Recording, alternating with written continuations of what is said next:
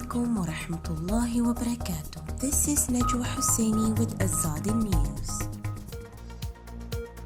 Tripartite moot raises hopes and skepticism on Rohingya issue. UN steps up support for thousands left homeless after fire at Rohingya refugee camp.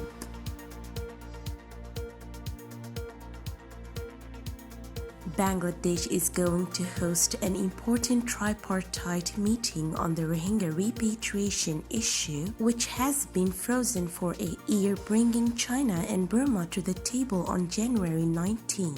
The last tripartite meeting was held on January 20 last year in New York, and since then Burma has been allegedly postponing the bilateral talks despite repeated attempts by Bangladesh. Bangladesh Foreign Minister A.K. Abdul Momen said it will be a secretary-level tripartite meeting and hopefully it will be productive. However, he averred that repatriation is the only solution to end the Rohingya crisis and there will be no alternative. The meeting was supposed to take place this week, but Momen said it has been postponed due to a visit by Chinese Foreign Minister Wang Yi to Burma. Meanwhile, Bangladesh has handed over fresh details of an additional 230,000 refugees to Burma. With their biometric identifications, MD Dilwar Hussain, the head of Myanmar wing in the Bangladesh Foreign Minister, told the media.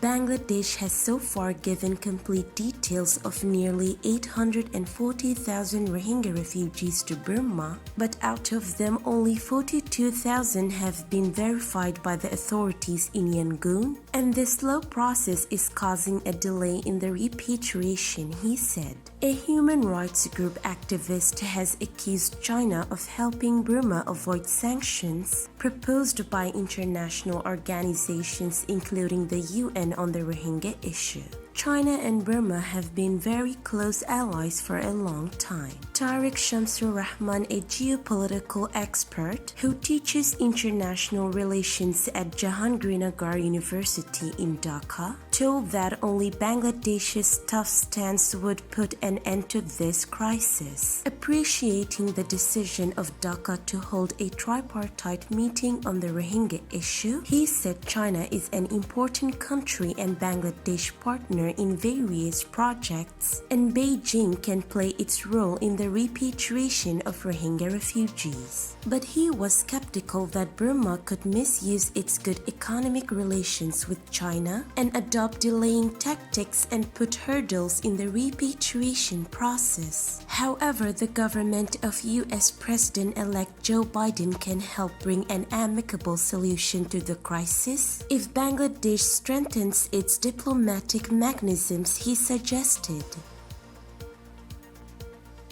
UN agencies have stepped up efforts to help thousands of Rohingya refugees left without shelter after a devastating fire tore through a crowded refugee camp in southeastern Bangladesh on last Thursday. The fire erupted shortly after midnight on Thursday in the Nayapara refugee camp in Cox's Bazar, gutting up 550 shelters and 150 shops. A community center is also said to have been destroyed. About 3,500 Rohingya refugees, including children, lost their homes and belongings in the blaze. In the middle of winter and the coronavirus pandemic, UN agencies said. No lives were lost and the fire was brought under control in a few hours by firefighters, volunteers, and refugees. The Nayapara camp hosts about 22,500 refugees, of whom about 17,800 are women, children, and the elderly. UN agencies have been on the ground since early Thursday morning,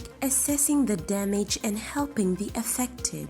We are working with our government and NGO partners, other UN agencies, and Rohingya refugees to help people who have lost their homes and possessions during last night's terrible fire in the refugee camp at Nayapara, said Marindin Kachdamchaj, an official with the UN Refugee Agency UNHCR in Cox's Bazar. The UN World Food Programme (WFP) is providing emergency food assistance including hot meals to families in need. Alongside humanitarian partners from the Intersector Coordination Group (ISCG), Bangladesh Red Crescent and NGOs are also assisting the affected people.